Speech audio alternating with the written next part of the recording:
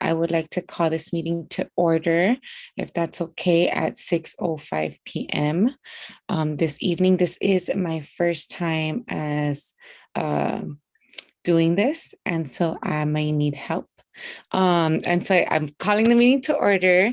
I think now is the invocation and pledge of allegiance, which Diana will lead us on. Is that correct? Yes, that Thank is you so correct. much, Diana. I'm going to go ahead and just read what is listed on our agenda as well. So on March 4th, 2020, Governor Newsom proclaimed a state of emergency in California as a result of threat of COVID-19. On September 16, 2021, Governor Newsom signed Assembly Bill 361, which was effective immediately, and amends Government Code Section 54953 to allow a local legislative body to hold public meetings via teleconferencing and to allow public meetings and to make public meetings accessible telephonically or otherwise electronically to all members of the public seeking to observe and to address the local legislative body. Pursuant to AB 361, please be advised that members of the Recreation, Cultural, and Youth Commission may participate in meetings telephonically. The public may view the meeting and participate in the public remotely. We can move forward to the invocation. Lord, we are meeting today to conduct matters of business. Guide our hearts, our minds in the spirit of fairness, right thought, and speech. Impart your supreme wisdom upon our activities so that our affairs may reach a successful conclusion. Thank you for being our source of guidance today. Amen. And moving forward to the Pledge of Allegiance, I believe we're all doing the meeting virtually, so we can go ahead and bypass the Pledge of Allegiance. Awesome. Thank you so much. And I think we're going to move on to the roll call. Is that correct? Yes, that is correct. Commissioner Romero?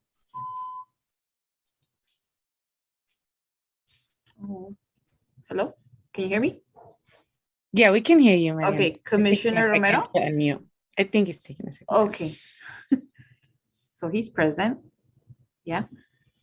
Commissioner Solorzano? She's Present. okay. Present. Present. Did you hear me? Yes. Okay, cool. Vice Chairperson Cortez? Presente.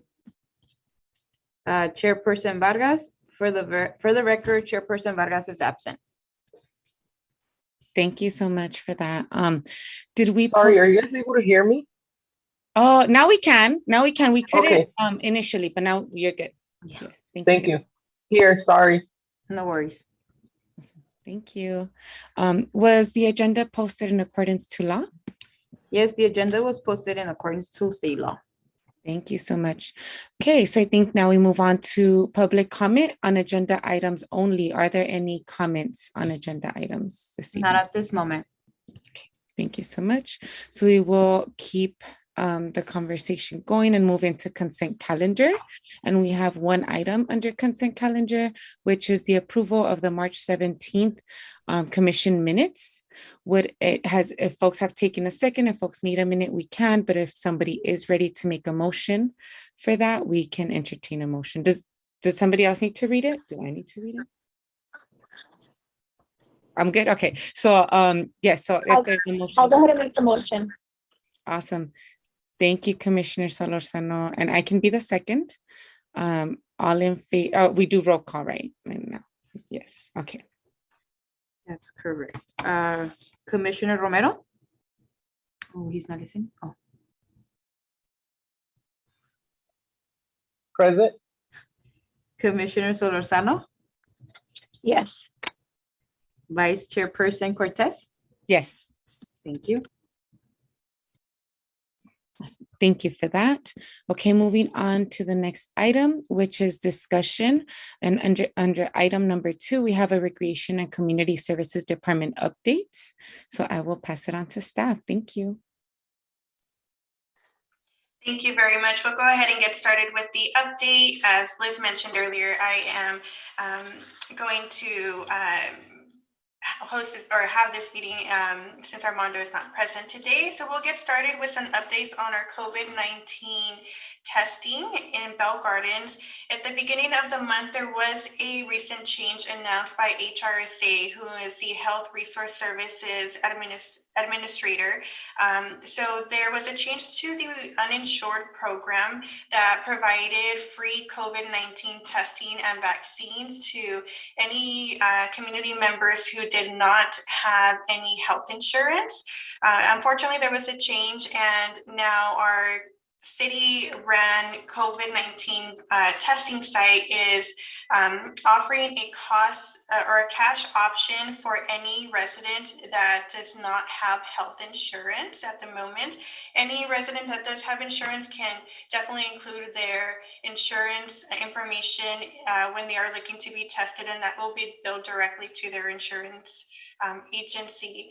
The good news is that there are still some resources out there for any community member who does not have insurance. If needed, there are some county sites that are still offering free COVID-19 testing.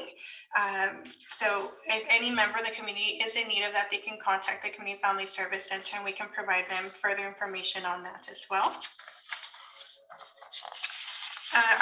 There's also an update on our senior congregate meal program. So on Monday, May 2nd, the Bell Garden Senior Center will resume the in-person congregate meal program.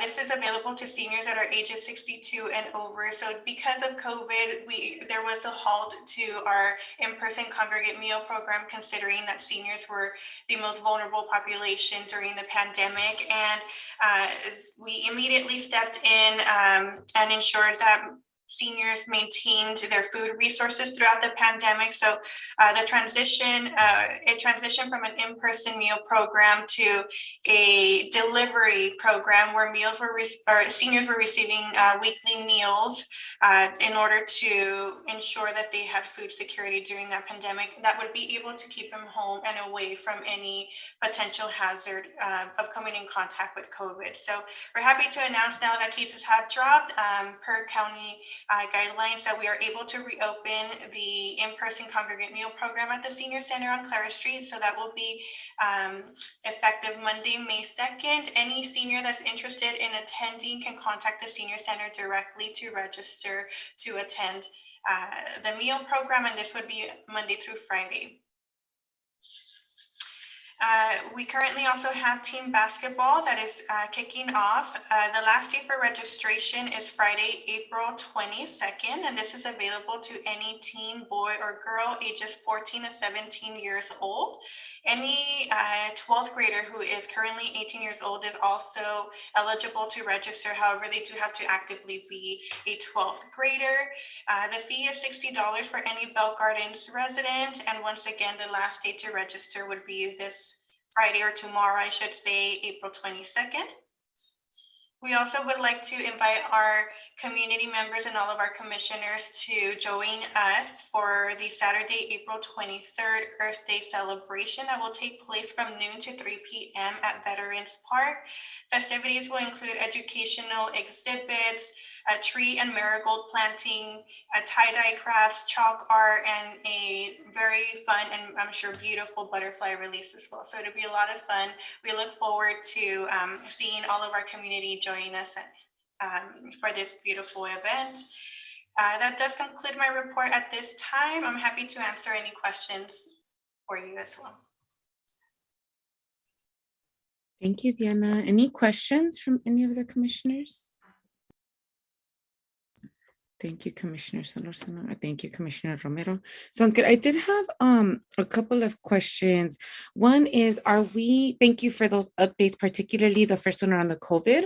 I was wondering for if the city in the BG Recs pages, like the social media pages, if we're planning on promoting those LA County resources, just thinking of the amount of mixed status families that we have in the city and making sure that they have access to free COVID testing, even if they have to travel out. So I was wondering if there's a plan for that to happen. Yes, absolutely. We just spoke to the Department of Public Health this week. So we were on the phone with them just to ensure that there was no changes that were in the works. We wanted to make sure that if we promote, there's no changes that's happening or that they're planning for in their end. So we're good to go ahead and promote that. So we're actively working on that. Awesome, thank you. And then the second question was, I know we're getting close to budget time for the city, right? And so I was wondering if typically, and I'm sorry if I don't remember last year's, I don't know if I was on already, if we are presented as the commissioners a draft budget for the Parks and Recreation Department. Is that something that we have a conversation about here, just so we can prepare for that? I'm sorry, are you presented? Can you ask that again? I didn't hear clearly. Yeah, no worries. I'm wondering if this commission is presented a draft budget. Oh, a draft Parks and budget. Recreation, yeah, where we can provide input or ask questions before it gets approved by the city. I know ultimately the city council has the final say, but I was wondering if we get a draft of that. Not that I'm aware of, and not that is typically practiced in the past, as far as I'm aware. If there are items that, programs and things that the commission would like to see that the department puts on, we can take the information you give us and present it to the city manager and the city council. And if they are in agreement with it and it's a goal that they want to achieve, then they can vote to budget for it, and we can add it to our programming if it's one of their priorities. So, but no, not that I'm aware of. Has it been that way in the past that commissioners have received a draft of our budget prior to it going to council? Awesome. Thank you so much. Appreciate that. Okay.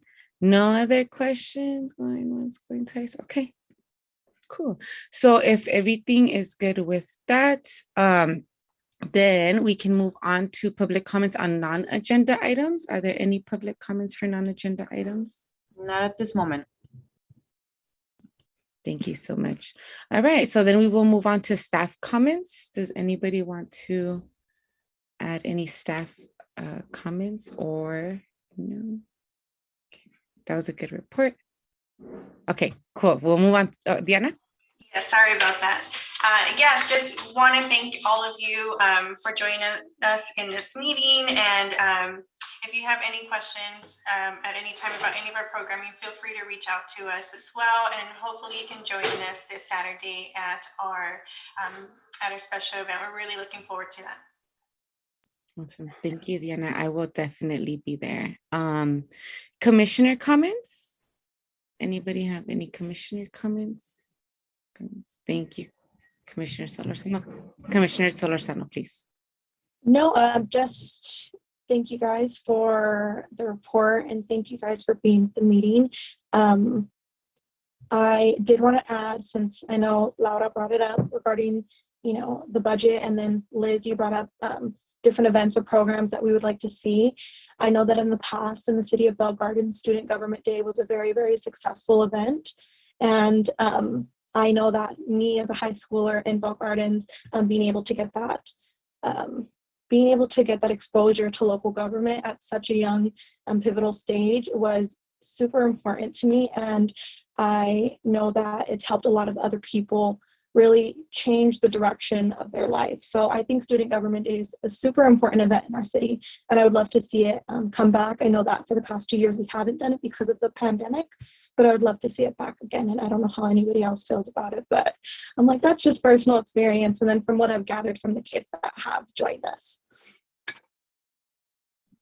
Yeah, thank you for that input. I've heard also when I've been here about 2 months now, and I did hear that we did have a Student in Government Day prior to the pandemic, and that unfortunately it was one of the activities that we cut out because of the pandemic. But I'm very hopeful that this next fiscal cycle can look a lot more normal with bringing back what we used to do and enhancing even that. So yeah, absolutely. We'll look into all of the programs that we used to do and figure out ways to include them in our budget. One thing that the pandemic did bring for our community and for our department specifically is what Diana is now a supervisor overseeing, is our Community and Family Services Center. And we had a little bit of a shift in urgency and need with our programming when the pandemic hit, and we had a lot of people who were out of work and needing just basic needs like food and shelter and assistance in meeting those basic needs. And so I'm very proud that I'm a part of a team that met that need through the community. And of course, I wasn't here when they did it, but it really has, taken hold in our community and has been extremely successful. And so we're looking to also maintain and hopefully expand the programming that we're currently providing. Diana is looking into some additional funding opportunities for our community service centers so we can extend our rental assistance program. And I'm sorry, I had to take a call when Diana was giving the report. So Diana, if you already said this, it was in the report, I'm sorry, but that's something that we're just kind of scratching the surface on. We're applying at this point. So there's no secured funding, but it's just to inform that we're looking for ways to come back and to expand what we're doing. And so I understand that pre-pandemic, there were some programs that were very dear to the community that we definitely want to try and get back into the budget process for sure. So I think we actually had a conversation with the city manager when I first came on board about Student Government Day here, and how can we make it happen even if we're not allowed to do it in person again, if there's a virtual way to do it or something like that. So thank you for the comment. We definitely will take that into consideration. No, thank you. I appreciate that. And then I should have asked this in the department update, but you did bring up the community services side that we have now. I was just wondering what right now, like if a resident needed assistance with something, is there really like no limit to what a resident can go in there for? Or are there applications currently available right now that residents can go in for and apply for? Or so I'll let Diana give you specific information, but essentially, yes, have them come in, because even if we don't have the resource readily available, we will get them connected to someone who does or figure something out for them. So what we have on hand to provide is great, and it just depends on what the need is of the person. So my recommendation would be, yes, no matter what the need is, have them come in and we would figure out one way or another to get them connected to resources. But Diana can share a little bit about specifically the types of applications we're helping residents fill out and resources we're connecting them to. Yeah, absolutely. Part of the work that we do here is also ensuring that we partner with agencies or organizations that also can provide services that we might not have in-house. So that's a lot of the work that we've also conducted ourselves. Currently, right, housing security, because of COVID and the economic impact that it's had in people's lives, housing security, food security are two of the major resources that are actively needed in our community. As Liz mentioned, so we had our in-house rent relief program through partnerships that we also had, or I should say contracts we had initially with LA County and then with the state. We have built relationships with partners who do have emergency funds available. Some of these partners include homeless agencies who have funds available to ensure that individuals don't get to the homeless section, right? So there are available funds. We currently also assist with consumer action services. So what we really like to do in our community family service center is really establish a relationship and build a relationship with our community members, and not just only assist with the one item that they might come in thinking that they need, right? But also build that relationship and see what other resources they can be connected to. So what's happened in the past is somebody might come in and say, hey, is it possible for you to provide me some items from your food pantry? Absolutely. We'll absolutely make sure that we provide you some items. But do you also maybe possibly qualify for CalFresh benefits? Do you need help with acquiring medical benefits and such such items such as that. So absolutely, any resident who is in need of any assistance, please send them our way. We've never turned any resident away for lack of services in-house. So as mentioned, a lot of our assistance is also or can also be provided through partnerships that we've established. Awesome. And then if they need to call you, would they just call Veterans Park? So the Community Family Service Center does have our own phone number. That is 562-928-2000. That is the direct number, but if you end up calling any of our other numbers within our department, we'll make sure that it's transferred over to our offices. Awesome. Thank you. And that ends my comments. Thank you, Laura. No problem. Thank you so much. Okay, any other comments from commissioners? Commissioner Romero, you're good. If you're good, I'm good. Okay, cool. Great. Thank you for that. Well, if nothing else, then I think this concludes our meeting early. I have nothing else to add other than thank you so much. Thank you for being patient and doing great work. Yeah. Do I have to make a motion to adjourn? Yes. Can I have a motion to adjourn this meeting at 6:26 p.m.? Let's do it. Second motion. I motion. Okay, I hear Commissioner Romero motions with Commissioner Solorzano as a second. Mariana, what do you want to take roll? Commissioner Romero? Oh, he's one. Okay. Commissioner Romero? Present. Commissioner Solorzano? Yes. Vice Chairperson Cortez? Yes. Okay. Awesome. Thank you all so much. I believe our next meeting will be on May 19th at 6 o'clock, which is a third Thursday. So we'll see everybody then. Thank you. Bye. Bye. Good night. Thank you. Have a great